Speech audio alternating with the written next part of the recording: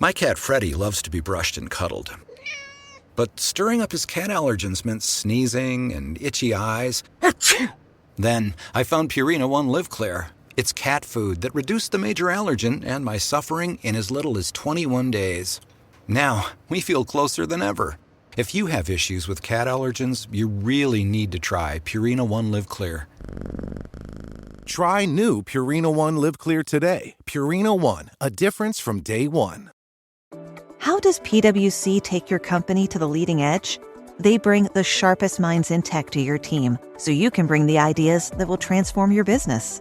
They're passionate about your industry, so you can walk into any room with every advantage. And they're with you every step of the way, so you can know you're headed in the right direction. PwC builds for what's next, so you can get there now. Get started at pwc.com/us/leading edge. This is Let the Record Show, using common sense. Now, here are your hosts, Judge Richard Weinberg and Chairman Jesse Garcia. Welcome back to Let the Record Show with Chairman Jesse Garcia of the Republican Party. Jesse is the Vice Chair of the New York State Party, as well as the County Chair of the Suffolk Party. With us is our good friend, co-host, Eric Levine, noted commentator, essayist, and attorney. I'm Judge Richard Weinberg. And, ladies and gentlemen of our audience, I'm honored and privileged to bring onto Let the Record Show one of our good friends, United States Senator Dan Sullivan from the state of Alaska. Dan is a former Attorney General of the state of Alaska, graduate of Harvard and Georgetown Law School, member of the Armed Services Committee, a distinguished military veteran, Marines, has military honors there, and an expert on, amongst other things, energy, foreign policy, national security, and he's our good friend. Senator, welcome to Let the Record Show. Hey, Judge, Eric, Jesse, great to be on the show. Thanks for having me. Well, I'm going to put you in the good hands of Eric first, then Jesse, and if these two gentlemen give me a couple of moments, I'll ask you a question too, Senator. Eric, your witness. Well, thank you, Dan. Thanks for being with us. I know we always enjoy most talking about foreign policy, but let's start domestically. Tariffs.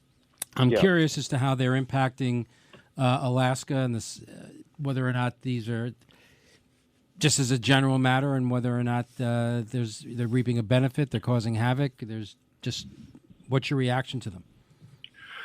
Well, look, I certainly, there's no surprise here with the President Trump, I think, ran one of the most transparent presidential elections ever, right? He laid out what he was going to do, and he talked about this issue a lot. And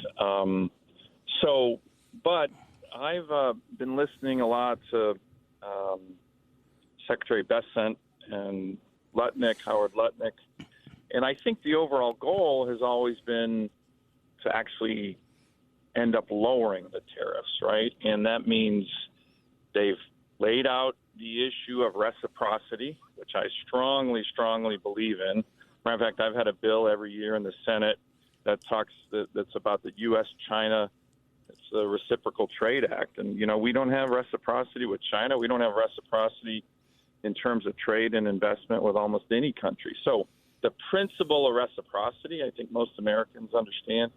The goal, which I support, is if it can end up leading to lowering tariffs across the board with particularly our allies. This is what Secretary Bessent has been talking about now for a couple weeks. The 90-day pause gives them an opportunity to do that. And then we isolate China, right? There's this, big push by the Chinese Communist Party globally trying to blame President Trump with regard to undermining the international trading system. In my view, that charge is ridiculous. The Chinese Communist Party has been taking a wrecking ball to the international trading system for decades. They cheat, they lie, they subsidize their major industries like steel. They steal our intellectual property. They require forced technology transfers of any American company that's doing business there. They've been doing this, Eric, for decades. And my view is if the strategy of getting lower tariffs and agreements with our allies, and then turning to collectively against China, which is what Secretary Bessent has talked about, President Trump has talked about it. I think we've been needing to do that for many, many years, and I support it. But it's not without disruptions, and it's going to be complicated. But going after the cancer of the international trading system, which is the Chinese Communist Party, is long overdue. Yeah, I think most of the American people would support that confrontation with China in an effort to equalize trade or at least weaken China and to our benefit. The issue, of course, is the disruption and how much disruption the American voter is going to be willing to absorb, particularly if they look at their 401ks and you're on the verge of retirement. It may be a little more painful than you had anticipated. But I think the overarching goal, as you describe it, if we can achieve that, would be a win for the United States. Well, let me mention one other area of caution that I think the administration has to keep in mind.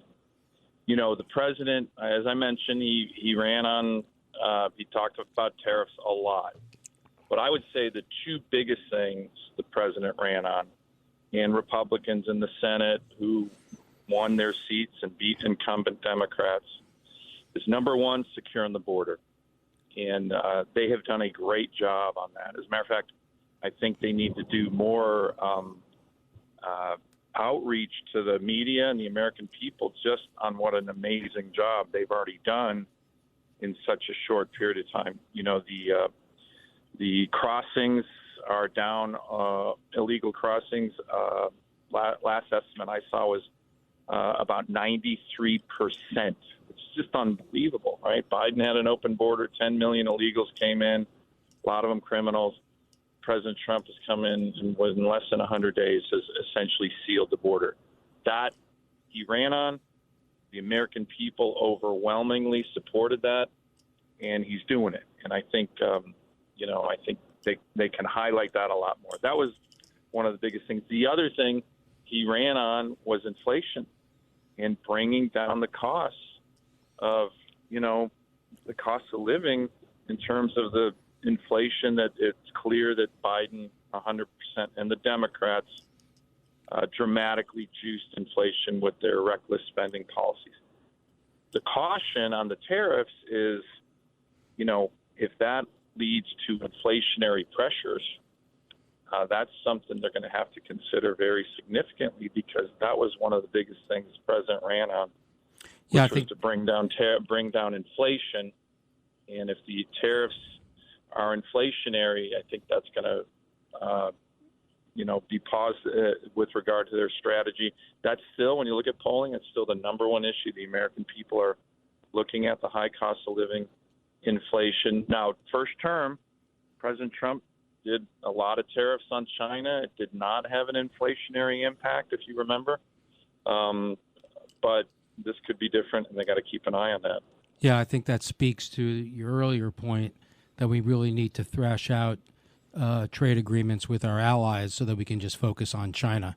I think that'll and have the overall arching goal of those agreements is to lower tariffs across the board with our allies.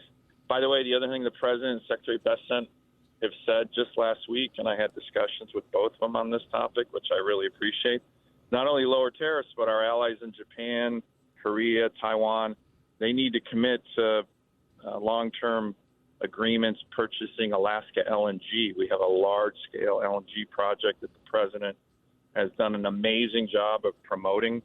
Biden and John Kerry, of course, tried to kill this. The president of the United States and his team have highlighted this as one of their top energy goals, the Alaska LNG project. And one of the things that they're publicly saying is we're going to reduce tariffs, but we need long-term offtake agreements from the Koreans, the Japanese, and Taiwanese. And, of course, I support that 100%. Helps my state, helps our country, and helps energy. Yeah, I also think that the American people, depending on the goal, some people are willing to absorb pain to advance America's national interest. It's one thing to be at loggerheads with China. It's nothing to be absorbing pain to be at war with Canada. So I think that also matters. But let's shift gears for a second and talk about Iran. Yeah. So the administration has announced while he was meeting with Prime Minister Netanyahu of Israel that there were going to be negotiations with Iran. There was a first round, and those negotiations were described by the administration as, being encouraging. Here's my take on it. I don't know why we're talking to them at all, because I don't know what it is we can give them. Because if the demand is that they not be allowed to have a nuclear weapon, what is it that they would be willing to take in exchange for giving up a nuclear weapon, which they will not do, in my opinion. So the only answer to that is lifting of sanctions and washing them in cash. What will they do with that cash? As we know from the original nuclear deal, the JCPOA, as thrust down our throats by Obama and Kerry, is that they will not build schools and hospitals and roads. They will build bombs, ballistic missiles, fund terrorism, and expand their hegemonic goals in the region. So if we want to frustrate that, we can't lift sanctions. But if we don't lift sanctions, they're not going to agree to give up a nuclear weapons program. So since we can't give them anything in exchange for something that they won't give up, my question to you is, why are we talking to them at all? Well, look, you and I see very, very, very much eye to eye on these issues. And by the way, I do want to commend you, Eric. I don't know where you find the time in the day, but you wrote another great piece in the JNS in terms of, the John Kerry op-ed in the Wall Street Journal and coming after that in a way that just took him down. He's the ultimate appeaser in chief of Iran, John Kerry. Guy has done more damage to our national security and foreign policy interests across the board, not just on Iran. But in Iran, he's been particularly horrendous. And, you called out how he's now saying, we need to make sure an agreement goes after their missile program and their terrorism with proxies. You're like, excuse me, what? You did not include that in your JCPOA negotiations, and you want it now a treaty, John Kerry? You didn't do that in the JCPOA negotiations either. So thank you for that great service. Your article is, as usual, spot on.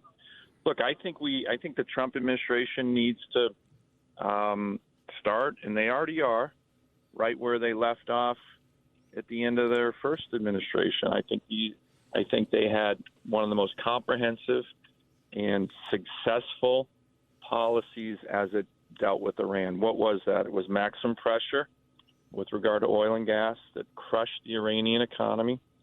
It was going after the terrorists in a big way. The killing of Soleimani, something I talked to President Trump about, on more than one occasion. A great day for America. A great day for America. Great thing for America. And as you know, Eric, that guy was such a menace. He led the effort to kill and wound over 2,000 American service members when the Quds Force, led by Soleimani, was providing very sophisticated IEDs to Iraqi Shia militias. And, the numbers on that, as you know, killed over 600 American service members, our best and brightest, wounded over 2,000. And he was doing that while, John Kerry was palling around with the Iranian foreign minister. It was just sickening. So Trump brought the hammer down on that.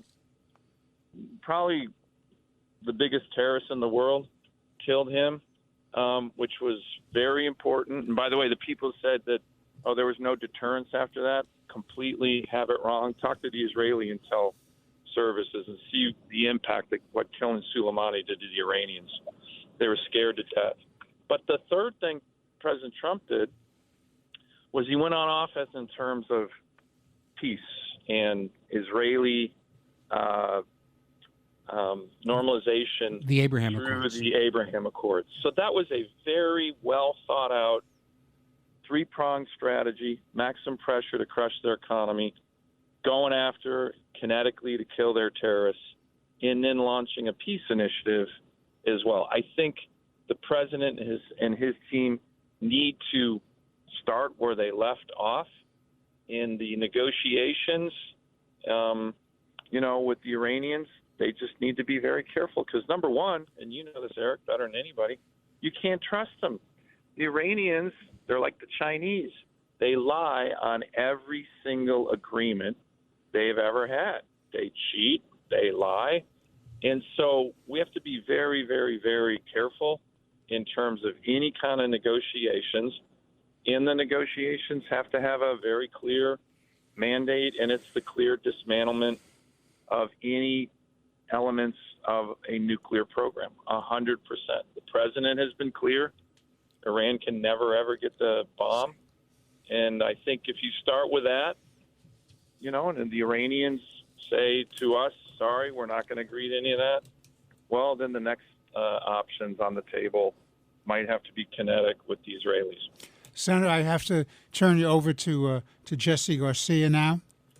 Jesse, questions for the Senator. Thank you. Thank you so much. And let me begin by first thanking you for your long and wonderful career in military service. I think 30 years as a Marine and always a Marine. As a colonel, you left, I believe you're still, that's as your rank was. And of course, what you've done in public service. And I want to touch upon when you were the commissioner of Alaska's Department of Natural Resources. With energy being the way it is, and you touched upon the Alaskan LNG, you know, you took on, I mean, someone that is on the front lines, whose constituency sits on these natural resources, and of course, also maintains the quality of life and preserving our environment. You took the point position of going after these, these Green New Deal scammers that tried to basically cripple your economy and basically stifle your ability in Alaska to utilize these natural resources for economic purposes, for, you know, national security. Let's talk about that, about the energy policies that you see now in partnership with the Trump administration to really truly release the power of American energy and its natural resources for our Americans here and our constituencies throughout the world. Oh, Jesse, it's such a great question, and it's such a dynamic contrast between what Republicans believe and what far-left radical Democrats believe.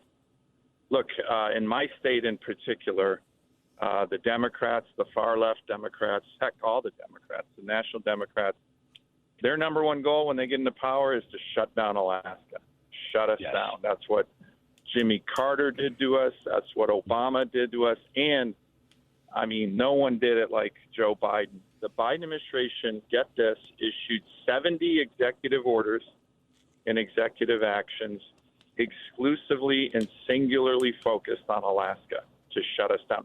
7-0. It would have been more, but we stopped a few of them. These aren't like EPA, you know, regulations that hurt the whole country in terms of our energy production. These were 70 executive orders and executive actions that exclusively, singularly, and only focused on crushing Alaska. So, of course, this hurt my constituents. Thousands of jobs, direct and indirect jobs, were impacted. And but this hurts America. When you shut down the state that has the most resources, oil, gas, critical minerals, you name it, we have it, timber, you hurt the whole country. And it's a great strength of our country, American energy, and the Biden guys, because they were always, driven by what the far left radical wing of the party wanted. And that wing always wants to crush my state.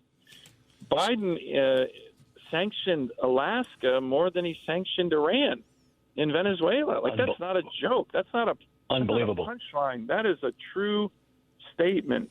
You know, when I talked about earlier with Eric, the maximum pressure campaign during the Trump administration's first term, you know, by the end of that maximum pressure campaign, the Iranians had about $4 billion in foreign reserves. That's nothing. Their exports went down to about 200,000 barrels a day. Biden comes in and lifts all of that. By the end of the Biden administration, they're exporting about 1.6 million barrels a day, and they had about over $70 billion in terms of foreign reserves. What they use that for? We know what they use it for, to fund their proxies, Hamas, Hezbollah, the Houthis. In the meantime, Biden is shutting down my state, my citizens, my workers. I mean, you just can't make this stuff up. So anyways, the good news is on day one, and I'm very honored by this, of the Trump administration, I worked directly with the president and his team. On day one, President Trump, one of the first executive orders he signed was an executive order called Unleashing Alaska's Extraordinary Resource Potential. And it is a really big EO. He signed it on day one. We're the only state that has our own executive order under President Trump. And it's all about unleashing American energy, unleashing Alaskan energy, unleashing our critical minerals. It really highlights the importance of this LNG project, which would be one of the biggest construction projects in the history of the country and would be a great counter to the Chinese Belt and Road Initiative to get to our allies in Asia clean burning Alaskan natural gas. And it would create 15 to 20,000 jobs, big, building trades, union jobs, which are really important in my state. It could revitalize the steel industry of America. This is a giant win-win-win, and the president has been pressing this, not just in his executive order, his first meeting with the Japanese prime minister, half that meeting, he was pressing him on the Alaska LNG project. So is his cabinet. By the way, President Trump has put together the all-star energy cabinet members between Doug Burgum and Chris Wright, the secretaries of Interior, secretaries of Energy. Lutnick, Howard Lutnick is very focused on energy. So is Secretary Bessent. They're all focused on American energy, and this standing up of the new National Energy Dominance Council in the White House to prioritize the unleashing of American energy, Alaska energy, is just it's great for our domestic economy. It will help bring down the cost of energy, great for our workers, but it's also a huge powerful tool of American foreign policy that, Biden, of course, crushed, and President Trump has unleashed that as a really important element of his administration's focus and policies. Senator, as much as I hate to say this, the booth has told me that we've finished this segment. So that's it, Richard. Blame the booth. I blame the booth. Senator. Well, hey, I'm never good at keeping my answers short. No, Senator, you're the best. Great. I always love when you come to visit us in New York. You sit next to me in Katz and Cosby. It's always my honor and privilege to spend time with you. And I have a very, very happy... Judge, we like it when you play north to Alaska while I'm on the program. I promise you, when I see you next week, if you come into the studio, please get back to me. I want to put you on the show. I know Eric and I will be seeing you on Wednesday night, but if you want to come into the show, I promise you north to Alaska. This has been Senator Dan Sullivan. And have a very happy Easter. Happy Easter indeed. Thank you. Senator Dan everybody. Sullivan, a great senator from the state of Alaska, and our very good friend. God bless you, Senator, and keep up the good work. Thank you very much for being on Let the Record Show. Judge, Eric, thanks very much. Keep up the great work. Thanks again. Thank you. Thank you. Thank you. We'll be taking a break now. Please stay with us for more important, interesting conversation. This is Let the Record Show.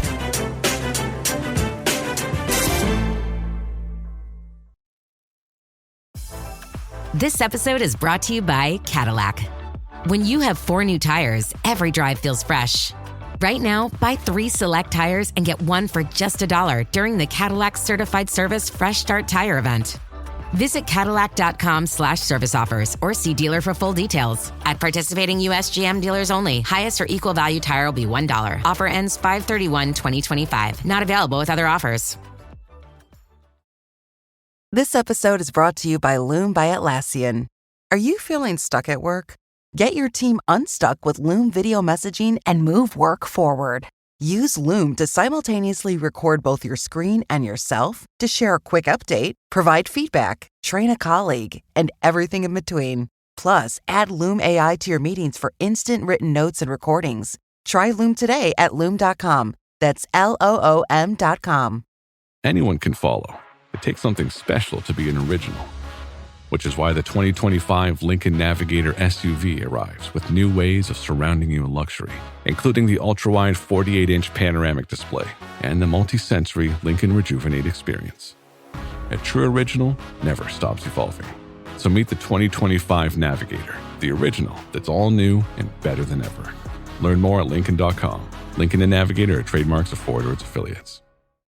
Jif peanut butter. It's that jiffing good, it doesn't really need advertising.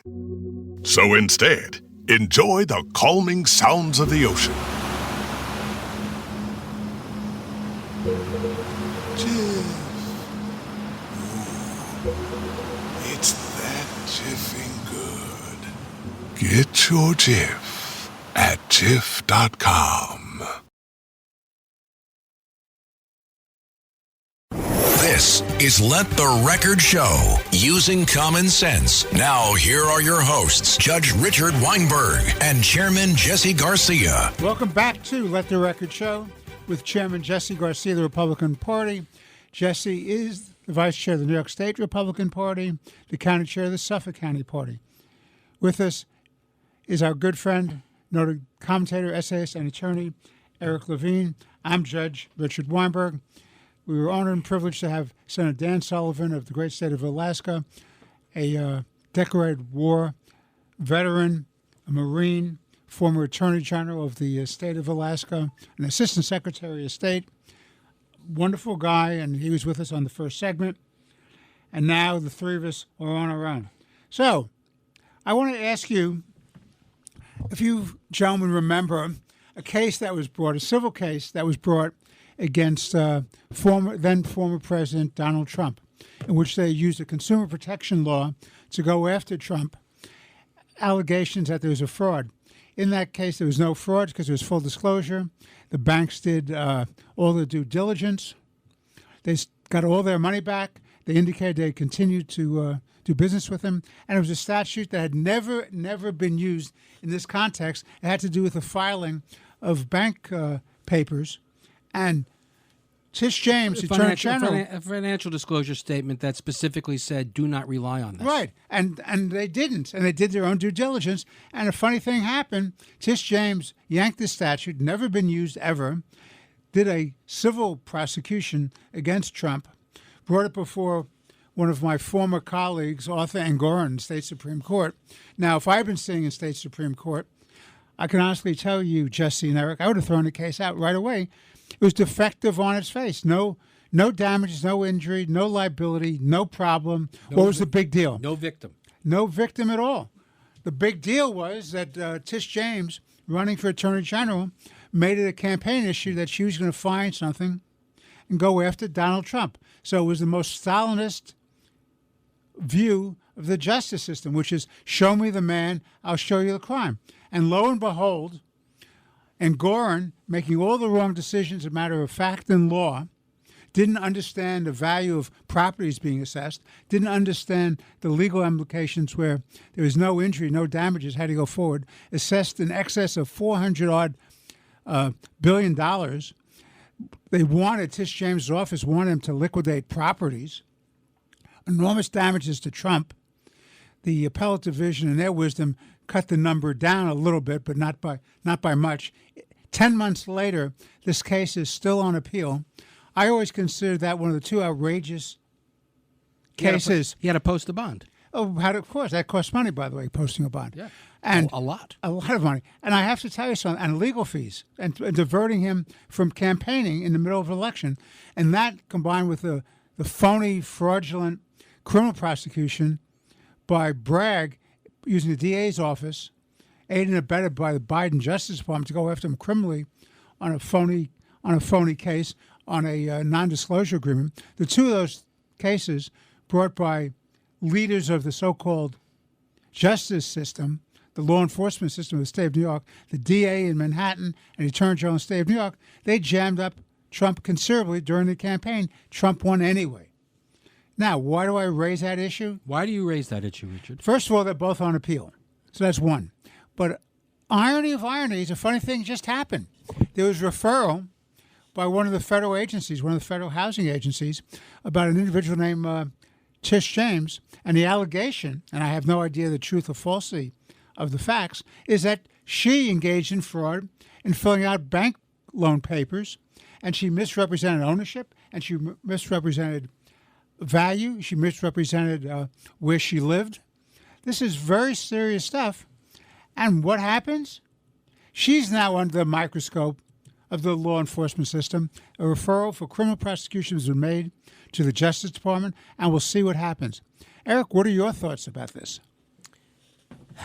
Where do you begin? Revenge can be sweet. Yeah, where do we begin? Well, I'm not, by the way, I'm not a big fan, as a former prosecutor and as a judge, I'm not a big fan of using whether the civil system or the criminal system to engage in lawfare to destroy political opponents. No, I'm against that. And I agree with you. I am against that as well.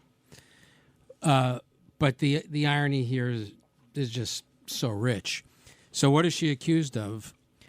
She's accused of putting on a mortgage document in the connection with purchasing a property in Virginia that would be her principal place of business. Her principal residence. Principal residence. Because if it's your principal residence, you get a preferred mortgage rate, a lower mortgage rate. But, of course, it couldn't be her principal residence because New York State Constitution requires that if you're the Attorney General, you must reside in New York. So reside, meaning you have to live in here, New York. Right. So if the allegation is true, and I believe the document has been circulated and it would appear to be true, that she misrepresented that would be her principal residence, so she got a better mortgage rate. So the argument could be, had she been truthful, she would have had a higher mortgage rate, so there's a damage. She's caused a damage.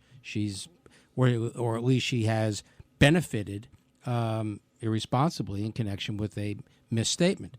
Then in connection with another property, as I understand it, she represented that there was four residences as opposed to 5 residences. Why does that matter?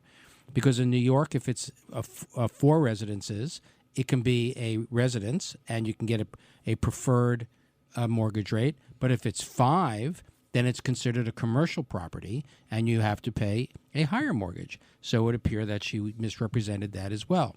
Now, I'm not sure in connection with which of the 2 properties or whether it was a third property, but on one property, she represented that she was married to her father, is the allegation. So that, I would find it very difficult to believe that she was indeed married to her father, since I think those are illegal. But the idea now that she's going to be prosecuted over this, what's she going to say? I'm above the law? She can't say that because... Well, wasn't that a thesis? That was her entire premise of prosecuting Donald Trump. No one's above the law. So that'll be interesting to watch. The irony, gentlemen, is that she's going to have to use some of the same arguments that Trump used that she rebutted when she was prosecuting his case. And what I think we should all be very careful to watch is to make sure that these are her personal liabilities. This is not her being sued in her capacity as the Attorney General. Which means she has to lawyer up personally. She has to lawyer up personally and pay these debts personally. Let's make sure she's not using public money to finance her private litigation. But, it's hard to feel sorry for this woman. Jesse, your thoughts? I just think this is karma, and the irony here is truly crushing. And Senator Tom Cotton of Arkansas was with us a few weeks ago, and I think he had a great comment when asked about this. He said that this case was based on the Trump case was based on far less evidence than the one that is involving Letitia James. The one thing we should point out is, I agree, I don't think we should use our lawfare as for retribution and such as that. However, I think it's important that we point these things out. The other thing is Eric pointed out, and you said, that this is in her capacity as an individual, not in her capacity as an Attorney General. However, and you guys are lawyers, is there a little bit more here in the fact that she is the Attorney General and the filing of these documents while serving as Attorney General? I think I don't know if she's held to a higher standard, but there could be other elements or problems that come with. Well, I don't know that she's held to a higher standard, but she kind of loses the argument, I don't know what I was doing. Okay, well, but there's a different. But your point's very well taken, Jesse. Actually, I'm not urging this. When it comes to sentencing, it'll matter. No, but and also in terms of her ability to hold on to the office, because if she's engaging in misconduct while in office, she is subject to the impeachment process of the state legislature. The other issue here is by mentioning that, stating that that's her principal office. I mean, me knowing a little bit about election law, if you're an elected official, it's either by death, resignation, or disqualification that you can be removed from office. Or, you also mentioned impeachment. Living outside the political jurisdiction, outside the state of New York in this case, having a principal residence in Virginia, or claiming that, could be a disqualification for her in office as well. So, I mean, this is, listen, Republicans, conservatives, everyone, this is gleeful because it's karma. It demonstrates the fact that the only person above the law is Letitia James and far left Democrats. That's what it is, because they apply a different set of laws to Donald Trump and Republicans and conservatives, whether it's how the IRS handles them or other agencies under the government control of Democrats. But this is something that we need to watch. Again, I don't believe in the lawfare one way or the other, but if something's wrong is here, if we're going to apply the same rules to Donald Trump that we applied to everybody else, that no one's above the law, then I think Letitia James as an individual and as an attorney general has some issues here and has not been answering these questions. Well, that's very interesting to say that, because when she walked out of her apartment, she was on the phone, or pretended to be on the phone, and she wouldn't field questions. And then her office issued a statement that she's never been bullied, she won't be bullied, she's always been fighting. Adrian Adams, the Speaker of the Council, is one of her political allies, said, Tish James has always been there for you, fighting for the people, and gave, a boilerplate kind of response. But what you didn't have is you didn't have either a general or a specific denial of the allegations. All you did was have the political statement she wouldn't be bullied. Now, I know Tish James. The classic statement, a non-denial denial. How many times have we heard that? Right, exactly. And that's what it was. And I know Tish James. I've known her for decades. In fact, when she was a lawyer, she tried cases before me. As a human being, I feel very badly for her to see her caught up in this. I really do. As a human being, I wish Tish James well. But I have to tell you something. When she unleashed the forces of the New York State Attorney General's office, a very powerful office, and I know that office well because I was Assistant Attorney General of the state before I was a judge. That's a very powerful office, unleashed all those resources against Trump in a case that never should have been brought. My opinion of her substantially diminished in terms of her integrity and her decency. And I wish her well. I don't know how this is going to turn out. But, there's an old adage in life and in politics, be careful what you wish for. So let me refresh everybody's recollection. Let us assume that she has to leave office before her term expires at the end of 2016, because she's up, as all the statewide offices are in New York State, up at the end of 2016. That vacancy is filled by the state legislature. How awful is that if you understand who's controlling the state legislature? The state but this is a circumstance. It's hard to imagine anybody being worse than her. Well, you never know, because the state legislature, particularly the Senate, is run by Generis, who's a crazy left-wing, totally controlled by the Working Families Party and the Democratic Socialists, is afraid for his own political skin, does whatever AOC tells him to do, runs the Senate. So are you really going to get a better person than Tish James? I'll defer to you on that. I still say it's hard to imagine anybody worse. I really do not trust the state legislature to fill in that vacancy. Now, years ago, you had a good state legislature, so when there was a vacancy, you got a very good person from the county of Nassau, Tom DiNapoli, who was elected by the legislature to become the controller when Hevesy was forced out after a criminal conviction. But the days of a good legislature where you get a first-rate person like our friend Tom DiNapoli, those days are over, not with these Democrats controlling this legislature. This is Let the Record Show with Chairman Jesse Garcia of the Republican Party, Eric Levine, noted commentator, essayist, and attorney. I'm Judge Richard Weinberg. Please stay with us. We'll be back in but a few moments with a more interesting and important conversation. This is Let the Record Show.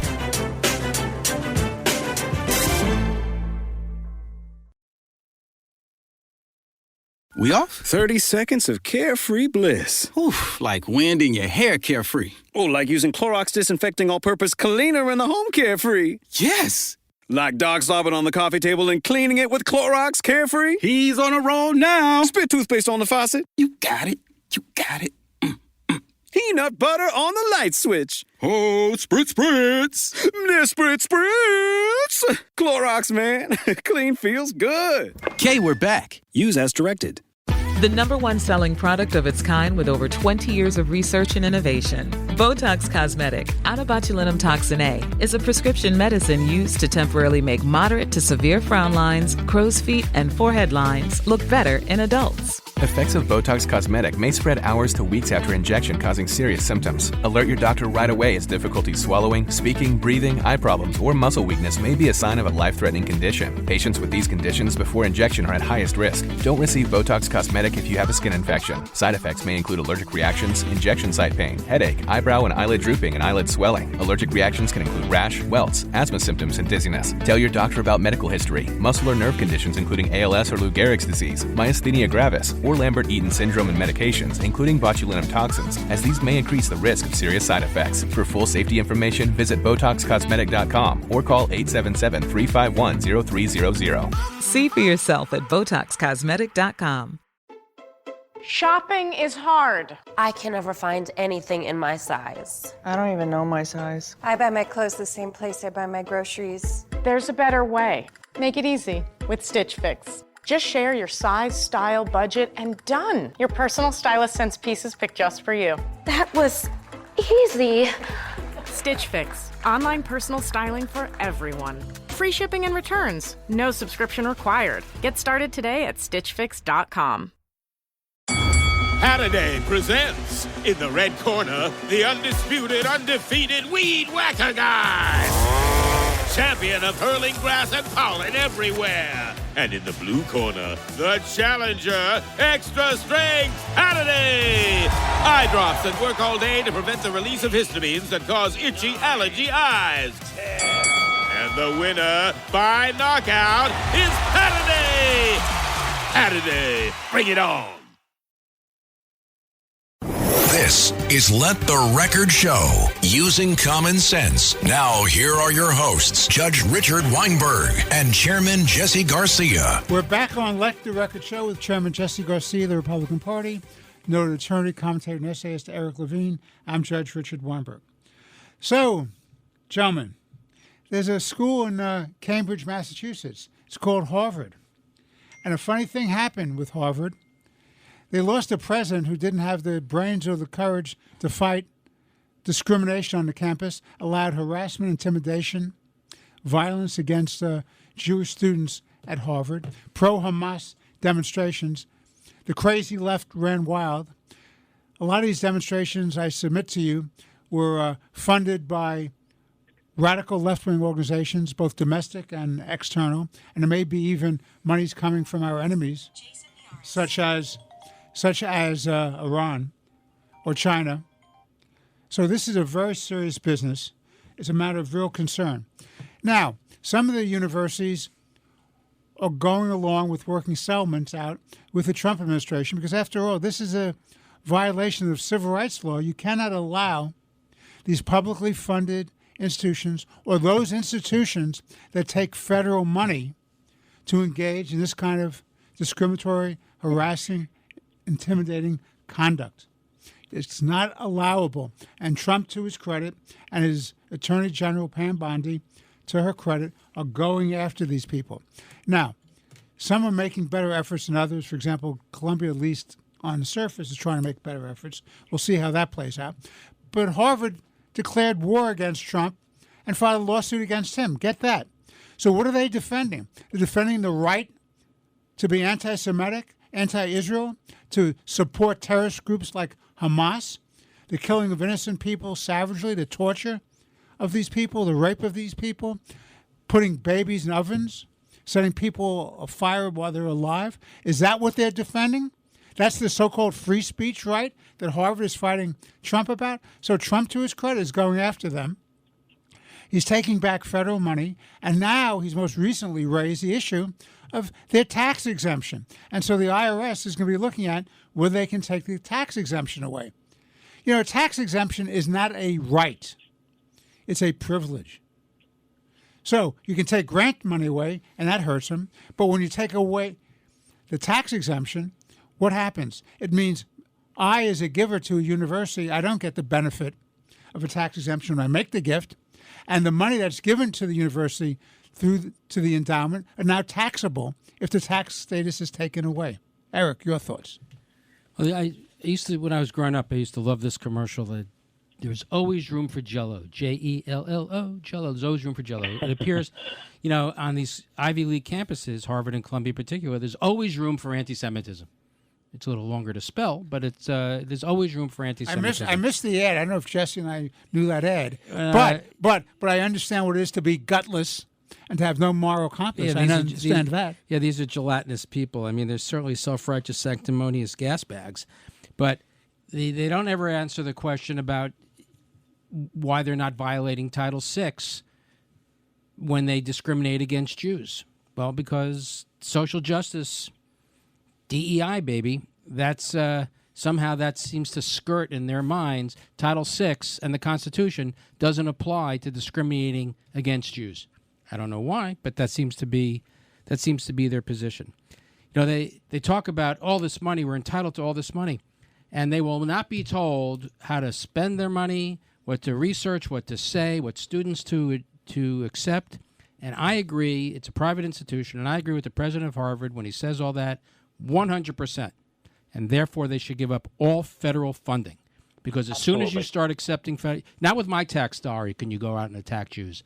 But as soon as you start accepting federal money, there are certain constraints that you have to live within, one of which is to act like a human being. But apparently that just isn't important enough for Harvard.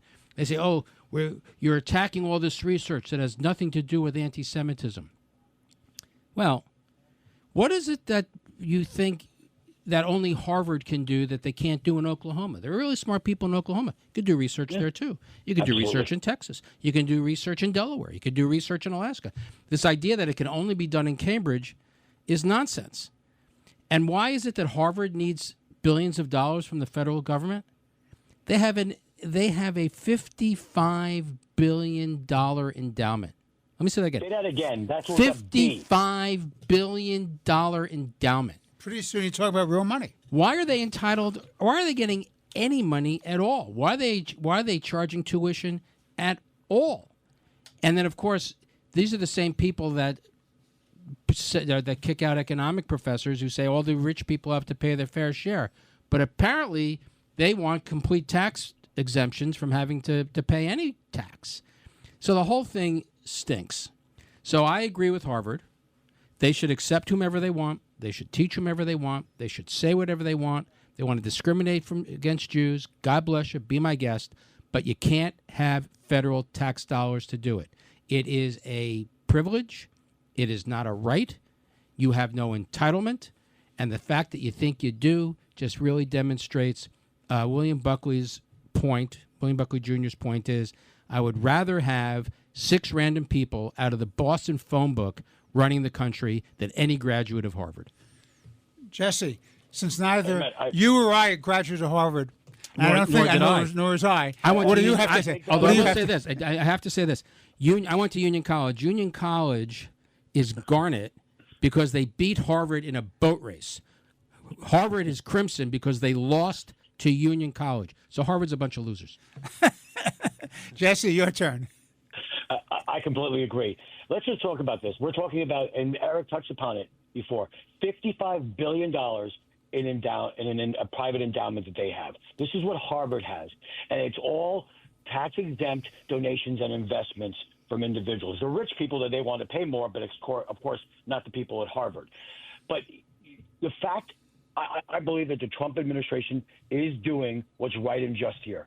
They're holding back $2.2 billion in federal funding and grants from this institution because they're allowing the free targeting of Jewish students on their campuses. And what they're doing is that they're emboldening these protesters and by their lack of actions.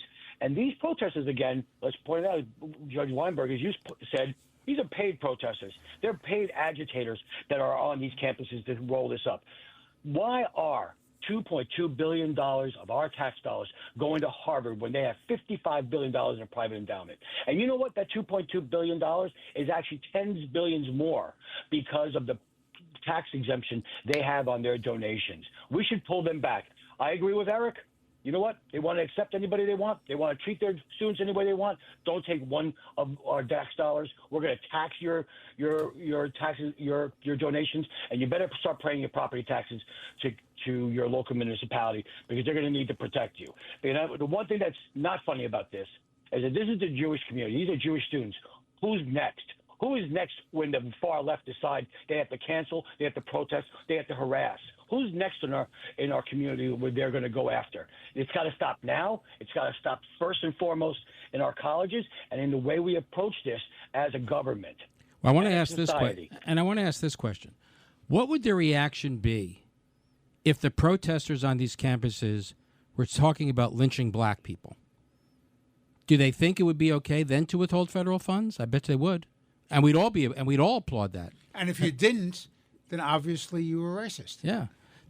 It's treat everybody equally. That's really what it's about. Exactly. And if you want to discriminate, well, don't discriminate with tax dollars.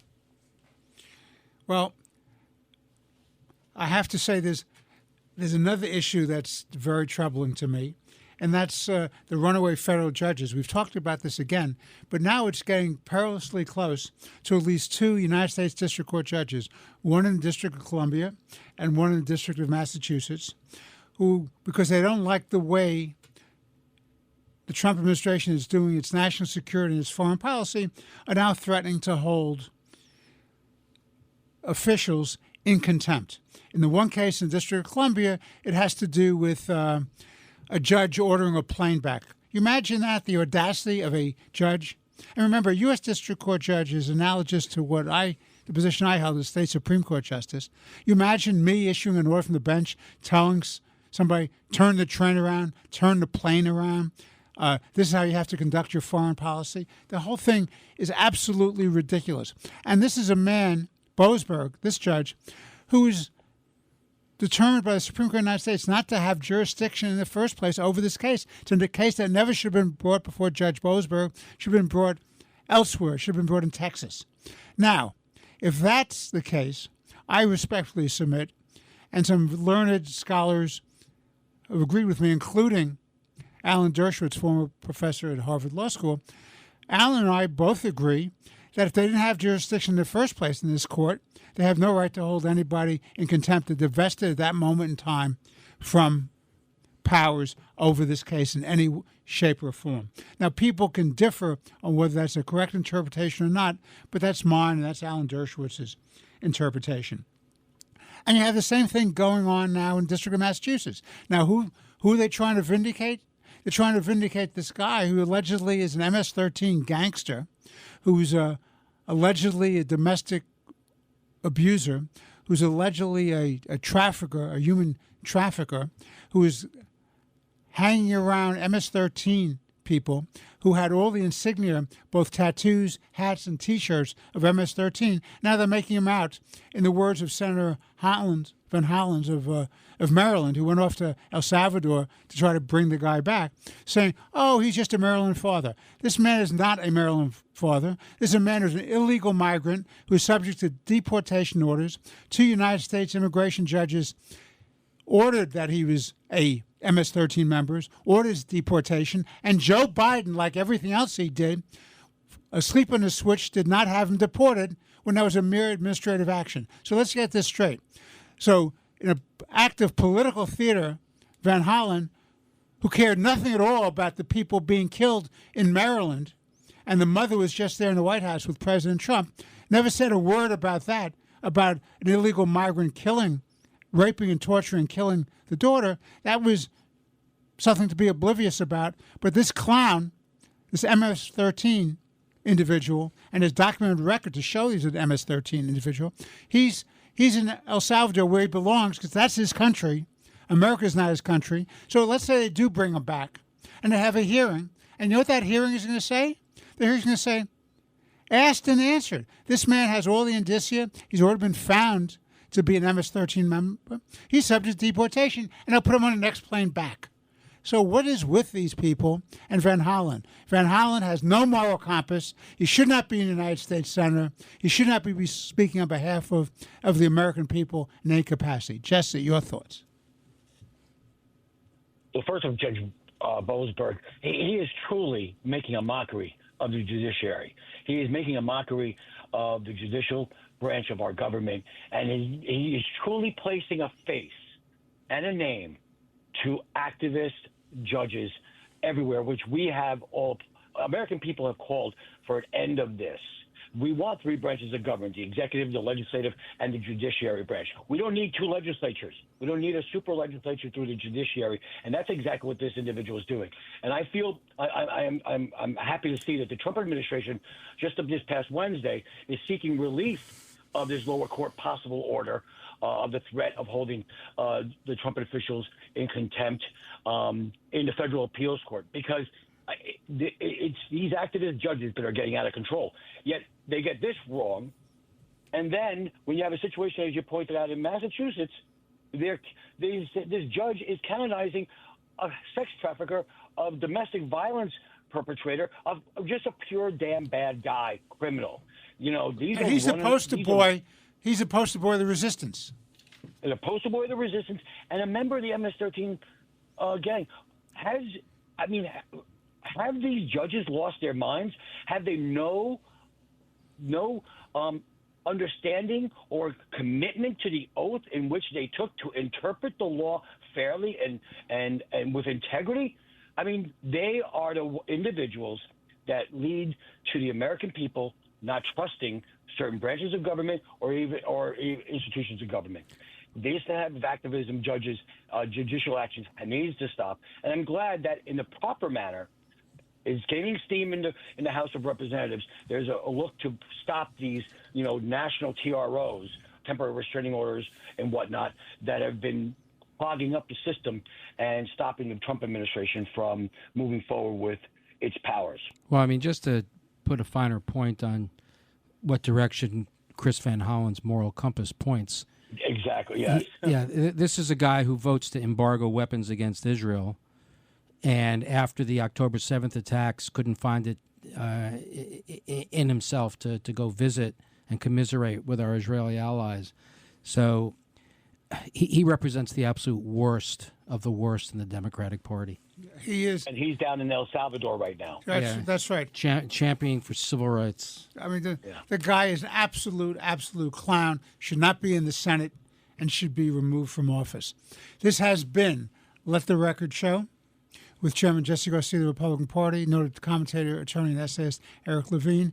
I'm Judge Richard Weinberg. We want to thank you for being with us once again on our show. We look forward to being with you next week for more interesting conversation. God bless you and your families, and of course, God bless America. Plan on flying? In order to board domestic flights, your driver's license or state-issued ID must be a real ID. Learn how to get your real ID today at tsa.gov/real ID or visit your local DMV.